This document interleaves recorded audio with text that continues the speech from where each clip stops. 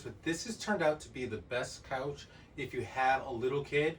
So as he's gotten older, I've been actually able to use this as a play mat for him, and we can just mess around and play on this, and it actually is really comfortable. You can take the cushions off here, and then this actually folds right down.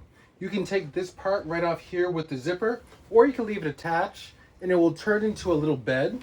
But for me personally, I honestly like to just keep this up like this, even though it's in a smaller space. Sometimes we'll put like a little blanket on over us and it acts like a little fort. But while we're in here, he is free to play, he can crawl, he can do all the things on this comfy couch, and I can be there right with him. He's really comfortable. I've slept on this a couple times. When you do go to unzip this, it just comes right off. And then you have an actual little cushion here.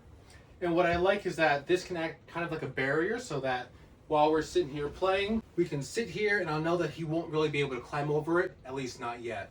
And when he was a baby, this actually worked really well for tummy time. So if you're looking for a couch that you can use in a bunch of different ways, especially if you have young kids, this is a great one. It all came contained in one box and it all expanded really quickly.